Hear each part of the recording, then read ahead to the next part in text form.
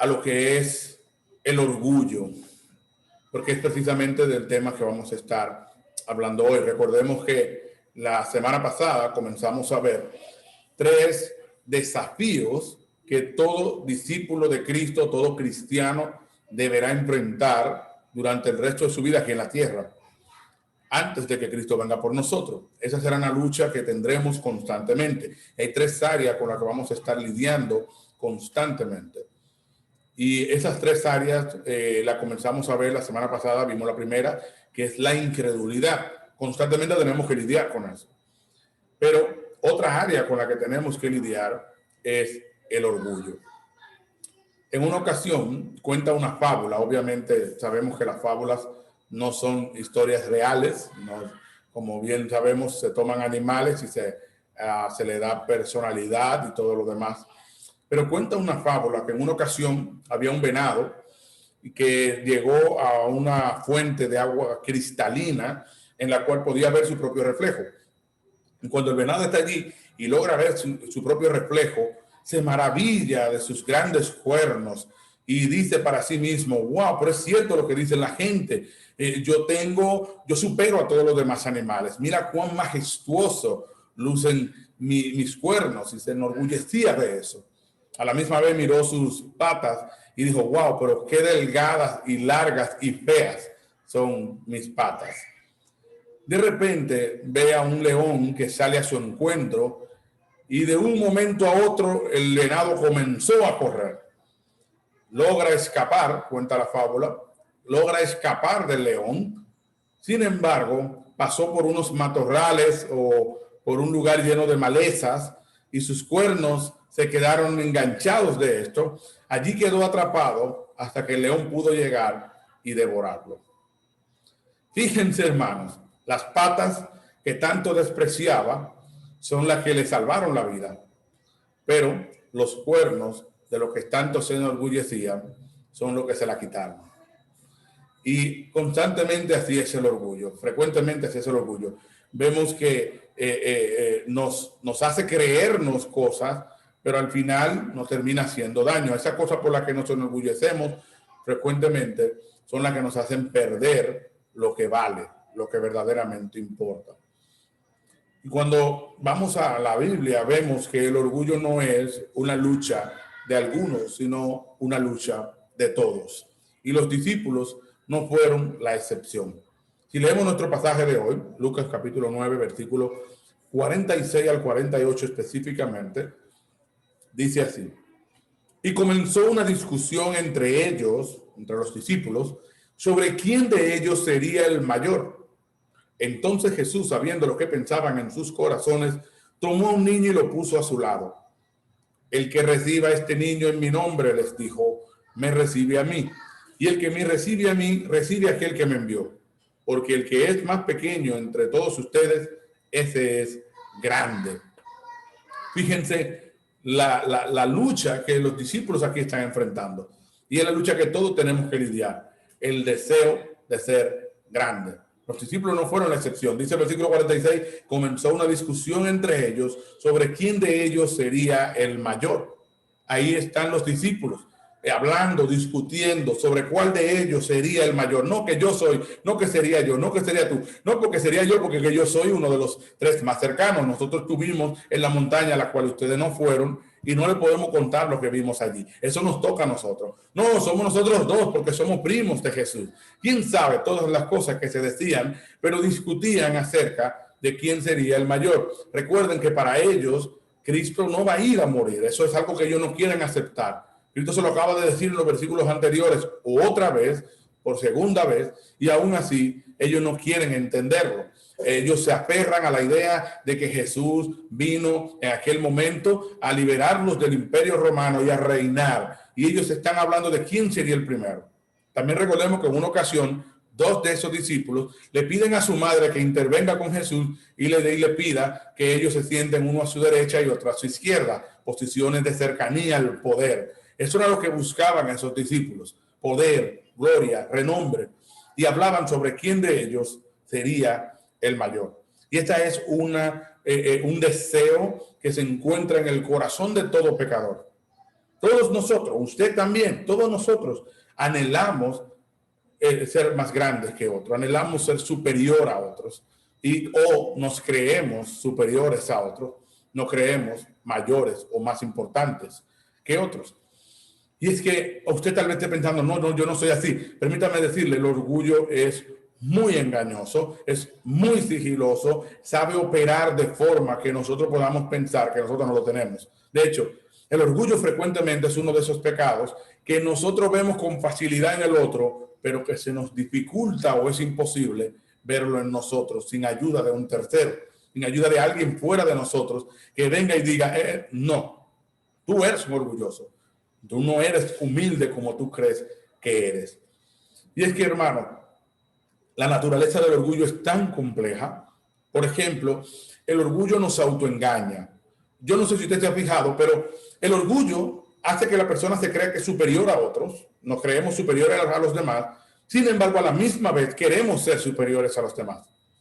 Es como que por un lado nos creemos más importantes o superiores por encima de otros, pero por otro lado, una parte de nosotros dice, mira, yo no me creo el cuento, yo necesito ser superior a otro, haz esto para demostrarlo, haz esto para lograrlo, tú tienes que ser superior a otros. Una parte lo dice creerlo y otra parte no lo cree. Y ese es el orgullo en nosotros. Es una necesidad insaciable por ser superiores a otros que dice serlo, pero nunca lo es. Nos autoengaña, nos dice, mira, tú eres orgulloso, tú eres superior a otro, pero no, realmente no lo eres. Así que continuamente está tratando de demostrar ser superior a los demás. Y lo que está pasando es que en este sentido de autosuficiencia, nosotros no nos podemos satisfacer. No somos suficientes para poder satisfacernos a nosotros mismos. Y en el deseo de ser superior a otro, el corazón nunca se satisface. El alma queda insatisfecha buscando algo más que sea superior a sí mismo, pero no queremos porque precisamente el orgullo dice, no, yo soy suficiente y yo debo bastarme a mí mismo. Por otro lado, el orgullo es sigiloso, sabe operar de formas muy ocultas. Unos, por ejemplo, son orgullosos y arrogantes, es decir, muestran su orgullo, lo exhiben, lo presumen, no se avergüenzan de ser orgullosos, sino que con toda facilidad le dicen a la gente, aquí nadie sabe más que yo siempre tengo la razón, yo soy superior a los demás. Pero otros lo exhiben de forma más inteligente o prudente. No, lo que pasa es que yo me preparé en esa área, tú no, yo sé de eso, tú no sabes de eso. Intenta demostrar superioridad utilizando ese tipo de palabras. Pero otros, que es la parte más engañosa aún, es aquel que se tira por el suelo y dice, no, tú sabes, yo no soy nada, yo soy menos que todo el mundo. Y eso también es orgullo, igual, pero es un orgullo que se camuflajea. Me encanta cómo Piper lo describe en su libro Gracia Venidera. Piper habla acerca de estas dos maneras del orgullo, enfocándose en este último, y dice lo siguiente: la jactancia, que es esa parte que se ensordece y lo dice, la jactancia es la respuesta del orgullo al éxito. La autocompasión, que es ese que se tira por el suelo, es la respuesta del orgullo al sufrimiento. La jactancia dice, merezco admiración porque he logrado mucho. La autocompasión dice, merezco admiración igual, pero porque la razón es porque he sacrificado mucho. Fíjense cómo se tira por el suelo. Ay, yo he sacrificado tanto, pero entiende que merece atención. También él continúa diciendo, la razón por la que la autocompasión no nos parece orgullo es porque se parece más a una necesidad. La necesidad surge de un ego herido y el deseo de que los demás se compadezcan de él. Y él se compadece de sí mismo.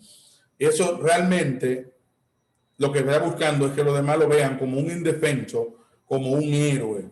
La necesidad que siente la autocompasión no proviene de una sensación de indignidad, sino de una sensación de valía no reconocida. ¿Se dan cuenta?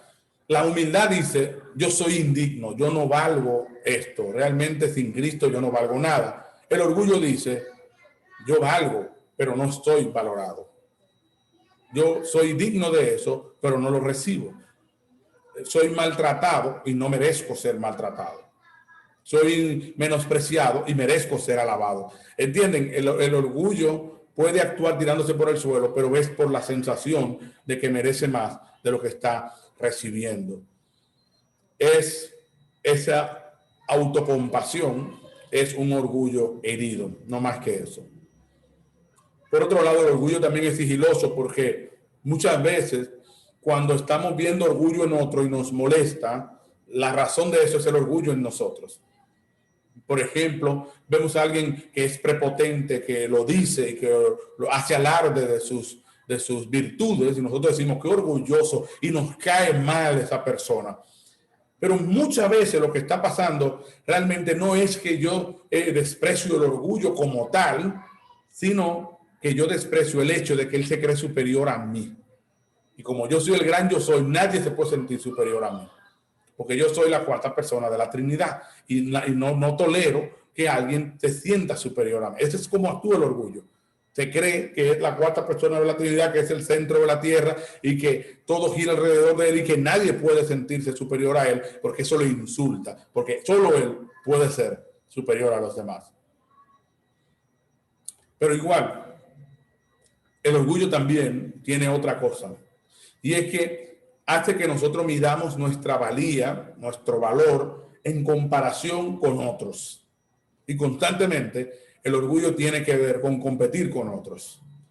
Por ejemplo, queremos ser más que el otro, saber más que el otro, poder más que el otro, tener más que el otro, hacer más que el otro, disfrutar más que el otro, ser más querido que el otro, de hecho, privar en más santo que el otro incluso. Queremos ser más santo que el otro en competencia, no porque yo amo al Señor, sino porque yo necesito ser más santo que fulano, y yo necesito ser el más santo de la iglesia.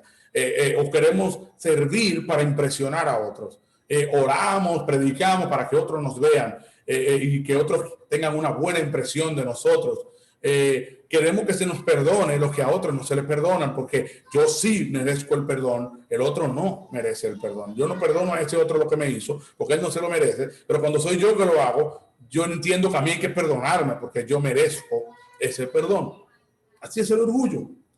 El orgullo evita servir, incluso en otras ocasiones, el orgullo, como le dije, es tan sigiloso que por un lado puede hacerme servir para buscar impresionar a otro, pero por otro lado puede hacer que yo evite servir para evitar ser criticados por otros. Porque no quiero que me critiquen, no quiero que hieran mi orgullo y por lo tanto pues no sirvo. Mientras otros sirven para mostrarse, unos dicen no, yo no quiero servir porque no quiero ser herido en mi orgullo. Y es el mismo orgullo actuando así. Este orgullo también evita relaciones profundas con el fin de que tampoco hieran su orgullo, sus sentimientos de grandeza. El orgullo nos hace creer que lo que tenemos se debe a nosotros, que nuestros pecados son menores que los pecados de los demás, que siempre tenemos la razón, que nuestros hijos son mejores que los hijos de los demás, que nuestra forma de crianza es mejor que la forma de crianza de los demás, que nosotros, que mis opiniones son más importantes que las opiniones de los demás, que no necesitamos a nadie, que no necesitamos consejo, que no necesitamos que nadie nos diga qué tenemos que hacer o cómo debemos actuar, que no necesitamos rendirle cuenta a nadie, que no necesitamos someternos a nadie. El orgullo también se ofende cuando nuestras opiniones no son tomadas en cuenta, cuando damos un consejo y el otro no lo toma, cuando damos hacemos un comentario y no es tan importante para la persona que lo recibió. Nos ofendemos cuando alguien no nos rinde honor que nosotros merecemos. Llegamos a un lugar y no nos dan la silla que queremos o no nos dan el trato que queremos y nos ofendemos. El orgullo se enoja, le cuesta perdonar y se distancia de las personas cuando esas personas no lo buscan. Por cosas tan simples como esa, el orgullo se distancia y dice, no vuelvo más a este grupo, no comparto más con esa gente. ¿Por qué? ¿Por qué? No, porque ahí no me trataron como yo esperé que me trataran. No me buscaron como yo quería que me buscaran, como yo entiendo que yo merezco ser buscado. El orgullo hace todo eso, se enoja y se distancia también cuando simplemente a otros se lo trata mejor que a mí. A otros se lo busca más que a mí. A otros se les quiere más que a mí, o a otro se le tome en cuenta más que a mí.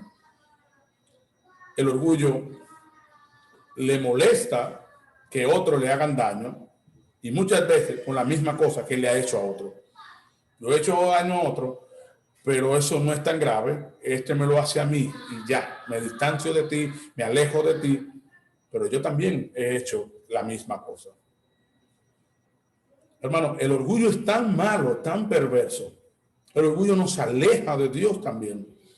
El orgullo nos hace creer que somos autosuficientes y que no necesitamos orar. Y que orar es algo pesado, que es algo que debemos hacerlo pocas veces a la semana. No necesitamos tanto estar en dependencia de Dios, porque podemos lograr la cosa por nosotros mismos. El orgullo nos hace merecedores de todos y le reclamamos a Dios. Y cuando Dios nos hace algo conforme a lo que nosotros esperamos, nos molestamos con Él, nos quejamos porque entendemos que lo merecemos. El orgullo quiere usurpar el lugar que a Dios le corresponde. Hermano, y este orgullo ha perseguido a la humanidad desde la caída. Adán y Eva fueron tentados precisamente por el deseo de ser grandes. ¿Qué fue lo que la serpiente les dijo? No, Dios lo que pasa es que no quiere que ustedes lleguen a ser como Él. Y eso inmediatamente hizo que Eva viera la fruta agradable a la vista, buena para comer. Fue el deseo de ser como Dios. Es ese deseo movido por el orgullo lo que llevó a Adán y Eva a caer en el pecado, en ese primer pecado, y condenar al resto de la humanidad con ellos. Pero de igual manera, hermanos, ese mismo pecado, ese mismo orgullo, es lo que reina en el corazón de Satanás. Ese mismo pecado fue el que desvió a Saúl, quien comenzó bien, pero terminó mal. Ese mismo pecado fue lo que llevó a Nabucodonosor a creerse que todo cuanto había logrado era por su propia fuerza y Dios tuvo que humillarlo, haciéndolo comer hierbas como un animal. Ese orgullo se esconde detrás de guerras, de muchísimos pleitos. El orgullo está detrás de relaciones rotas. El orgullo está detrás de muchísimas cosas. No nos damos cuenta, pero el orgullo es complejo, es grande y nos afecta más de lo que nosotros creemos o queremos aceptar. Así que, hermanos, ese es el orgullo. Es horrible, nos autoengaña, es sigiloso, nos hace medir nuestra valía en comparación con otros, es contrario a Dios. Y aquí en este pasaje estamos viendo a los discípulos lidiar con eso. Dice nuestro versículo 46, tal como lo acabamos de leer, y comenzó una discusión entre ellos sobre quién de ellos sería el mayor. Ahí están ellos lidiando con este deseo de ser superior a los demás. Mucho tiempo junto con Cristo. 3 de ellos acaban de ver a Cristo mostrar su gloria y demostrarle quién es el que realmente es grande. Bajan de allí, comparten con los otros 9 y ya ahora todos están discutiendo sobre quién es el más grande. Qué fácil es entrar en ese problema. Está en el centro de nuestro ser. Ahora, hermanos, ¿cómo responde nuestro Señor Jesucristo a eso? Versículo 47 al 48. Fíjense la respuesta de Cristo. Entonces Jesús, sabiendo lo que pensaban en sus corazones, tomó a un niño y lo puso a su lado. Pero volvámonos un poco a esto. Sabiendo lo que pensaban en sus corazones. Eso me encanta a mí. Cristo no tuvo que escucharlos. Porque de hecho, en un pasaje paralelo, en Mateo, leemos que Cristo les pregunta sobre qué discutían en el camino. Y ellos no quieren decirle. O sea, él no lo escuchó, él no sabía de qué hablaban, al menos no lo escuchó. Sin embargo, sabía sobre qué pensaban en sus corazones.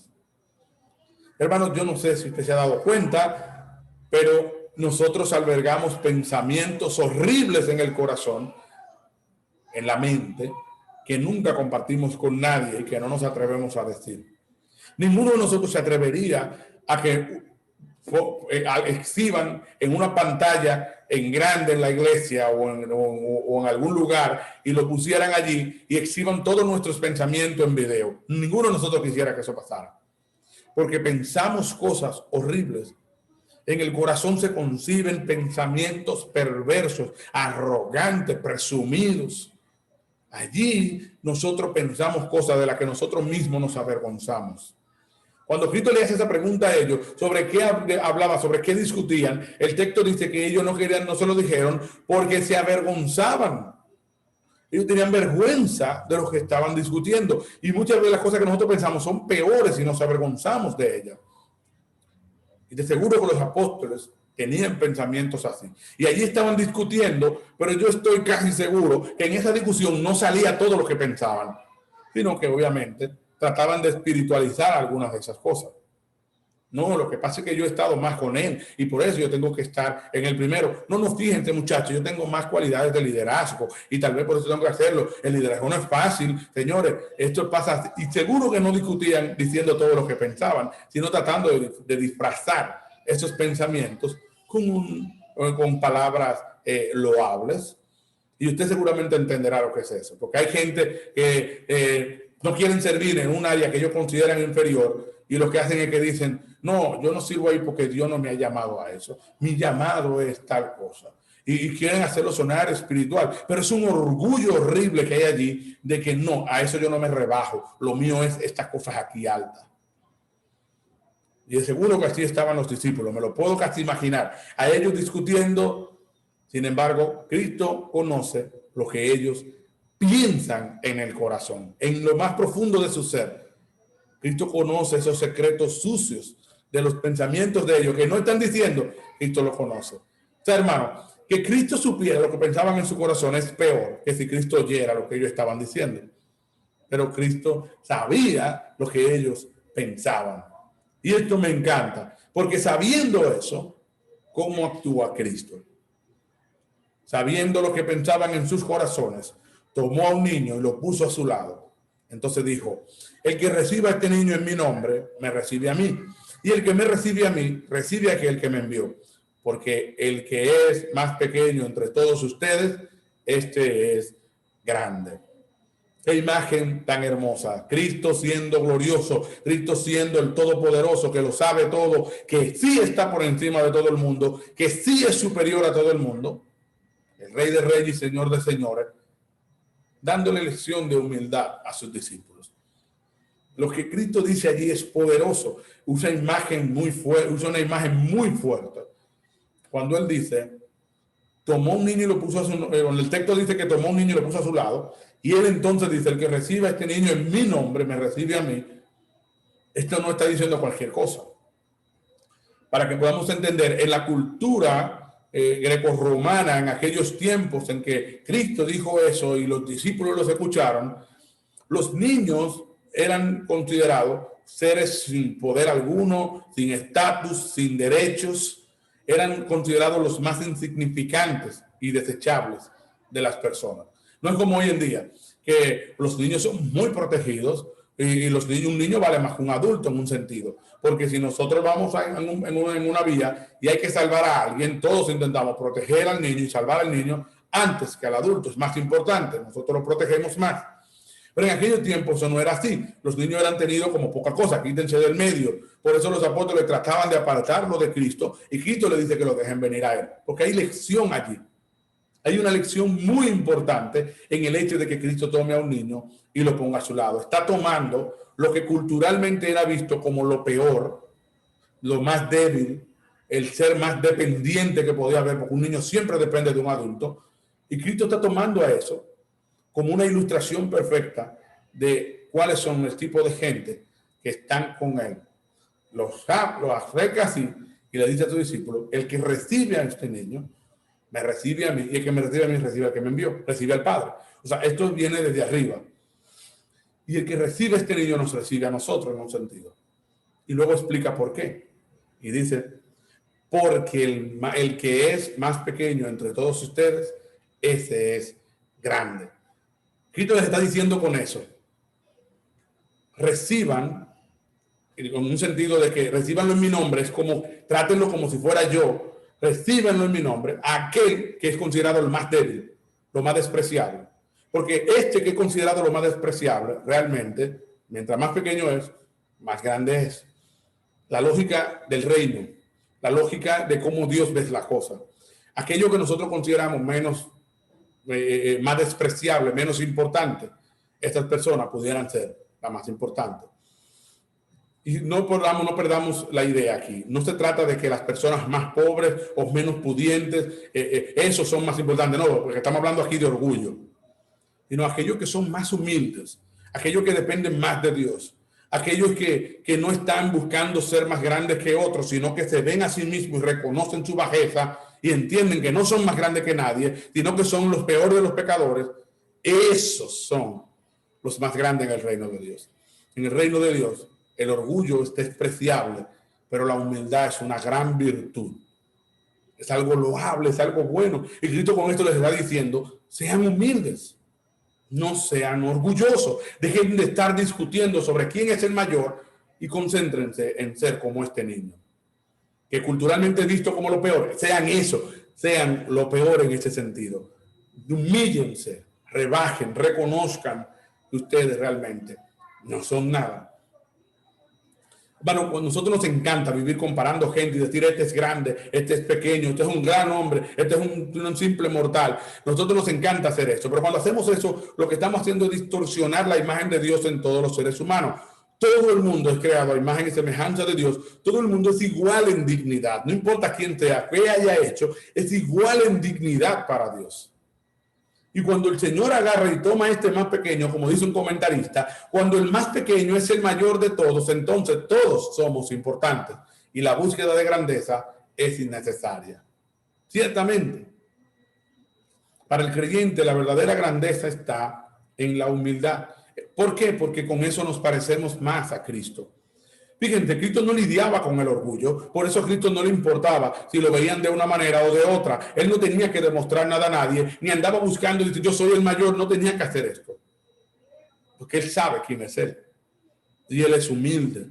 De hecho, yo no sé si usted lo sabe, hermanos, pero solo hay un pasaje en la Biblia donde Cristo dice cómo él es en su corazón. Recordemos que el corazón es el centro mismo de la persona. Así que cuando Cristo dice yo soy eso de corazón, está diciendo yo soy eso en el centro mismo de mi ser. Y solamente hay un pasaje donde Cristo hace esto, y es Mateo 11:29, donde Cristo dice, tomen mi yugo sobre ustedes y aprendan de mí, que soy manso y humilde de corazón. Cristo es de corazón, en el centro mismo de su ser, manso y humilde. Si queremos resumir a Cristo en una sola cualidad, sería manso y humilde. Cristo es humilde y queremos parecernos a él. Ahora, hermanos, tenemos que luchar contra el orgullo para poder cultivar la humildad. Y hay muchas razones de sobra para luchar contra el orgullo. Santiago 4:6 nos dice, Dios resiste a los soberbios, a los orgullosos, pero da gracia a los humildes. Además, hermanos, como decía Stephen Charnock, una fe orgullosa es una contradicción tanto como un diablo humilde. O sea, así como no existe un diablo humilde, tampoco existe una fe orgullosa. Es imposible.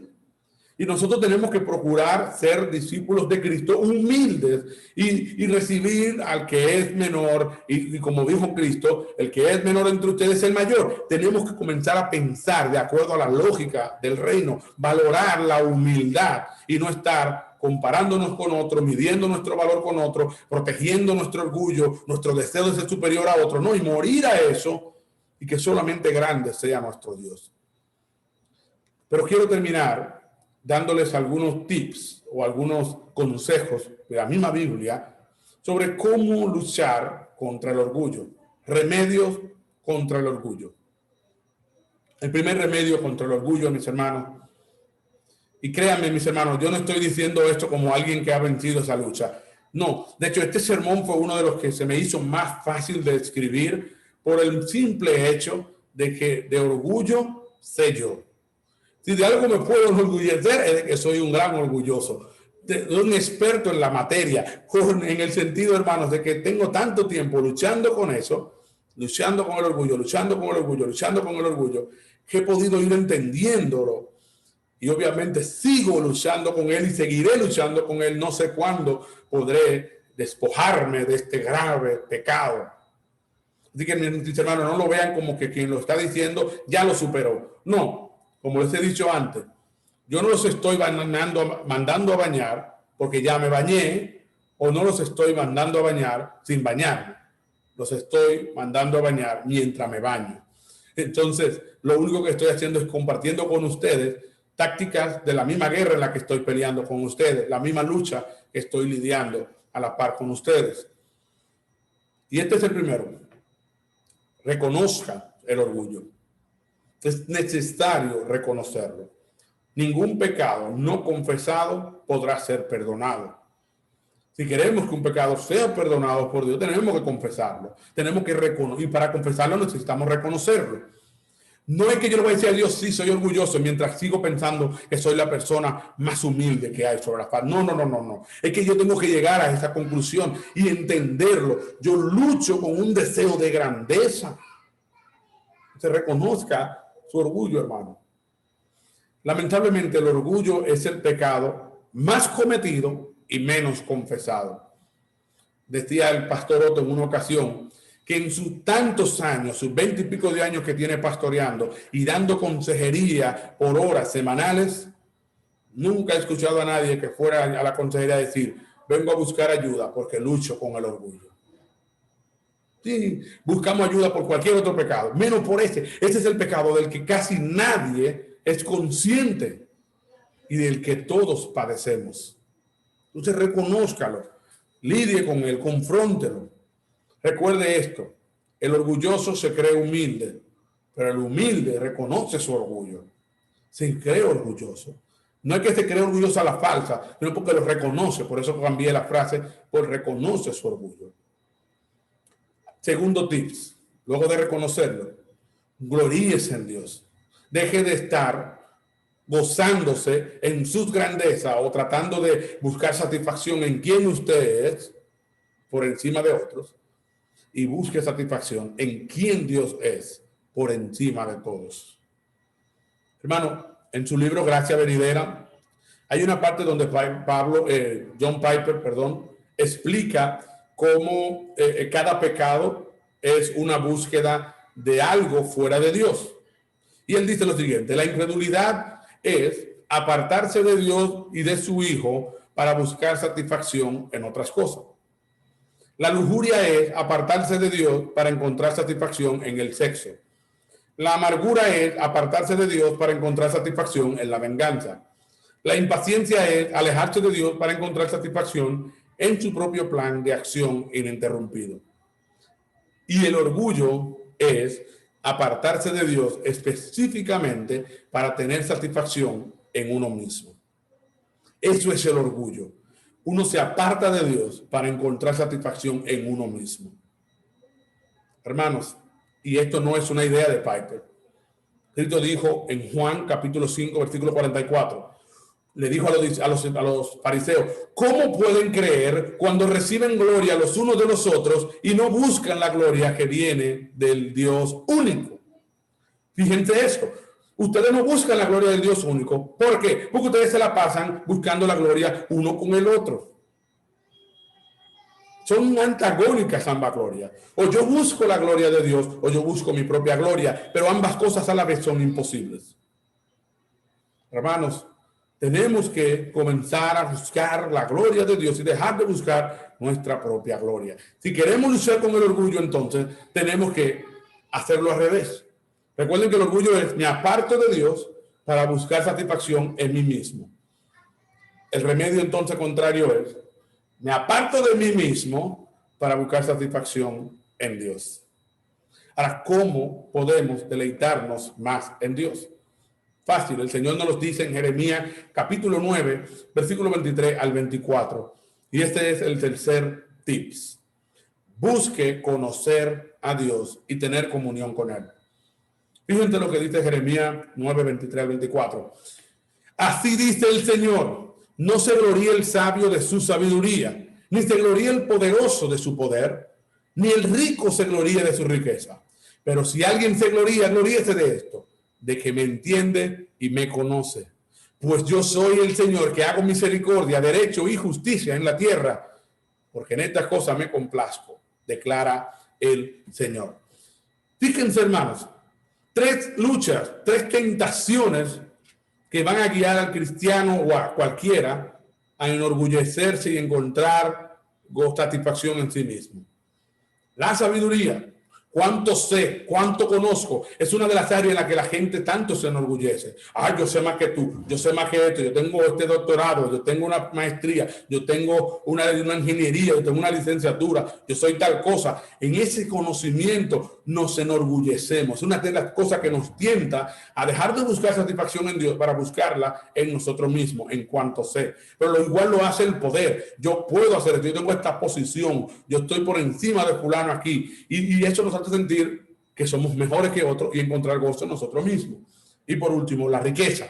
Yo tengo más que alguien, yo tengo más que fulano, tengo más que mangano, y nos hace creer que somos superiores a otros y a la vez entonces encontrar gozo en nosotros mismos. Pero la alternativa es, dice el versículo 4, pero, esa bisagra que cambia la dirección, pero si alguien se gloría, gloríese de esto, de que me entiende y me conoce. Cuando yo me gozo y me refugio en el conocimiento, el poder y la riqueza, no me refugio en Dios. Pero cuando me refugio en Dios, lo hago conociéndolo e intimando con Él, entendiendo y conociendo a Dios, porque Dios es de la forma en que Él dice. Hermanos, el Señor nos está llamando en este pasaje a encontrar satisfacción, a gloriarnos, a sentirnos satisfechos en quién es Él, en conocerle. Tenemos que tener comunión con Él si queremos ser humildes. Vuelvo un cito a John Piper, quien dice: la humildad solo puede sobrevivir en la presencia de Dios. Cuando Dios se va, la humildad se va. De hecho, se podría decir que la humildad sigue a Dios como una sombra. Me encanta esta frase. La humildad solo sobrevive cuando Dios está. Desde que Dios se va, no hay humildad. Si queremos ser humildes, tenemos que estar delante de Dios, porque es la grandeza de Dios la que nos recuerda cuán pequeños somos, cuán insignificantes somos. Y entonces nos gozamos, en su grandeza. Busquemos el rostro de Dios. Busquemos conocer cada vez más al Señor.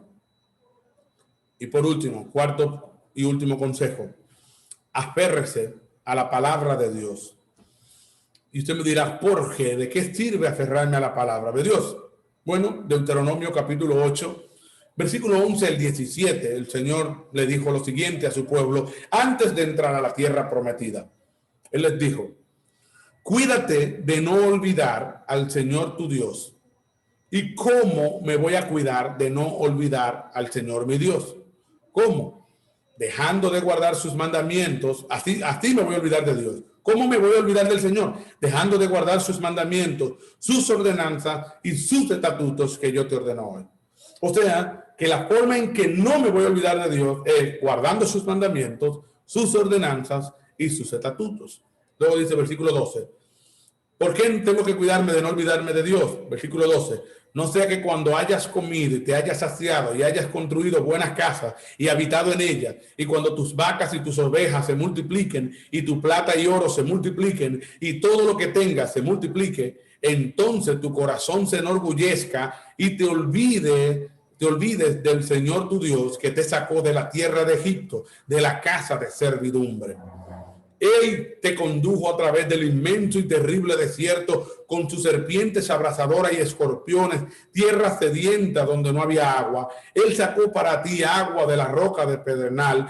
En el desierto te alimentó con el maná que tus padres no habían conocido.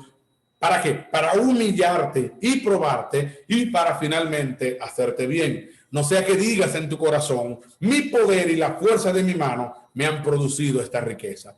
La preocupación de Dios aquí es, cuando ustedes entren allí y vean todas las cosas buenas y se le vaya bien y se le multipliquen sus bienes, yo no quisiera que ustedes se olviden de mí y crean que todas esas cosas las tienen porque ustedes se la ganaron, porque con su propia fuerza lo lograron. Y yo no quiero que ustedes se olviden de mí. Yo quiero que ustedes siempre recuerden que fui yo que le concedí todo eso. Pero ¿cómo vamos a recordar eso siempre? Guardando sus mandamientos, sus ordenanzas y sus estatutos. ¿Qué relación hay entre guardar los mandamientos y no olvidarnos de Dios? Mucha, porque cuando nos aferramos a la palabra de Dios y día a día estamos meditando en ella, conociéndola, guardándola, una cosa es cierta. Primero que todo, siempre voy a estar consciente de que Dios es grande y segundo, de que yo soy pequeño y de que yo soy un gran pecador con un gran Salvador, nuestro Señor Jesucristo, y un gran Dios el cual merece toda la gloria, la honra y el honor. Pero si yo me alejo de la palabra de Dios, esto no va a pasar. Y lamentablemente hay tantos cristianos descuidando su vida de intimidad con el Señor.